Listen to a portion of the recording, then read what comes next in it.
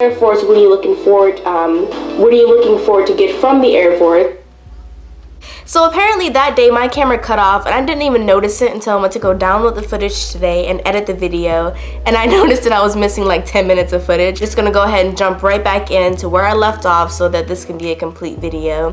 Your recruiter is going to be asking you many different questions. Most of them are just going to tell what are you looking forward to getting from the Air Force, why you want to join, and what jobs are you interested in. When you're coming to your recruiter with job options, make sure you at least have 5 options, because if you go in with one job, the chances of that happening for you are kind of unlikely, because a lot of the jobs in the Air Force are becoming overmanned. If you're really determined on one job, definitely go for it, but just know that there may be some time before you can actually get that job. But if you're just ready to get out and into the field and just get ready for the Air Force journey to start, keep it open to 5 choices. This is 10. Keep it open to 5 choices. I know me specifically, I wanted to go into communications to become a communications liaison for the Air Force.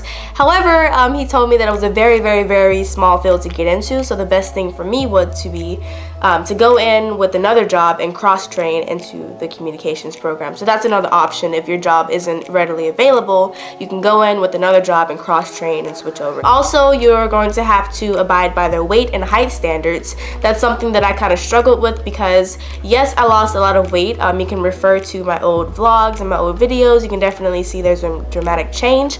However, in my senior year of high school, I started powerlifting and weight training, so I lost a lot of fat, but I gained a lot of muscle mass. So I really didn't change in the weight area, but I just had to stop powerlifting for about 3 months, and I finally got down. So keep that in mind, that you're gonna have to abide by their weight standards and height standards. So that's another thing that can make the process a little bit longer if you're like a few pounds over their standards. After that, your recruiter is going to give you a security clearance packet. This packet is just a whole bunch of questions about your past and where you've lived in the last 10 years, what schools you've gone to, what jobs you've had. It's just a lot of information to make sure that you really are who you say you are. You'll fill out that packet and bring it back to your recruiter. It should take it took me like 2 days to fill it out, because I've moved a lot in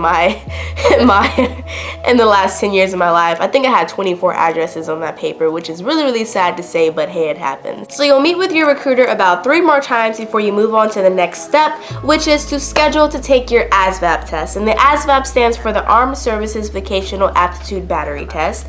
And basically it's just this long test that spans about 3 hours, and it's split into 10 different sections. And what I will do for you guys is I'll make a separate video detailing the ASVAB test, going over how to prepare for it, what each section covers, and what your score means, and really breaking down the test. It'll help you guys that are preparing to take the test, and I just don't want this video to be super long, so I'm just gonna go ahead and throw that into a next video. So after you complete the ASVAB test, you'll get your scores and you'll send them off to your recruiter, and you guys will schedule to meet again, which is the next step. This will give you guys the time to talk about your scores, talk about how well you did, because you guys are going to do awesome, and really tell you what jobs you're qualified for and narrow down your choices to give you more of an insight on what jobs you really have the option of choosing from. After you meet with your recruiter and talk about your scores, this gives you the opportunity in your own time to research those jobs. Say you're qualified for security forces, paralegal work, pararescue, like you really have an idea of what jobs you're qualified for, so you can go home and look up some information on them, because before everything was kind of an option. You really didn't know what you could and what you couldn't do, but now since you have that information readily available, you can really do some research and see if that job is what you really want to do.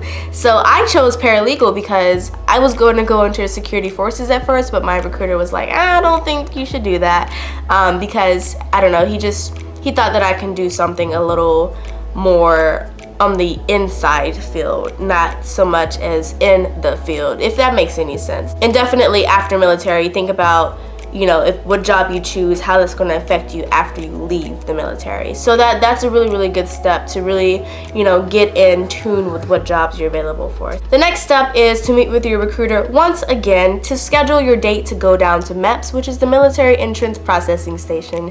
There is an acronym literally for everything. Our MEPS station is located in New Orleans, Louisiana, and they have been 2 weeks booked behind, if that makes sense. I'm not sure how that will be for you guys. Hopefully they're not as understaffed as our MEPS. Maybe a month, maybe 2 months. It's not going to be like we meet, you know, this day and MEPS is tomorrow. There's going to be some time between you when you go to MEPS, but that's a good thing because that gives you the opportunity to really get your physical aspects together and to get everything, you know, just get everything about yourself prepared, because at MEPS you'll do your physical test, which is like to run your 1.5 miles in a certain amount of time. You'll do your sit-ups, your push-ups, you'll do a hearing test, a vision test. You'll also pee in a cup for a drug test, so don't do drugs, kids. And that day is going to be surreal because you're like a few steps away from actually departuring and becoming an American Airman. So this is where this video is going to end. The next video will pick up at MEPS and give more of a detailed insight of what that day is and, you know, everything you do that day. And then after that, we'll talk about DEP, which is the delayed entry program.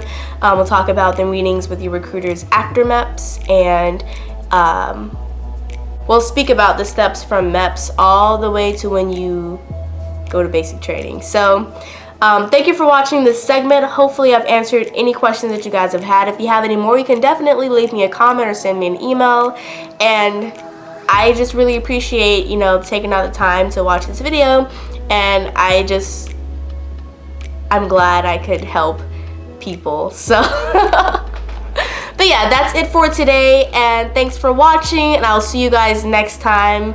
Peace out.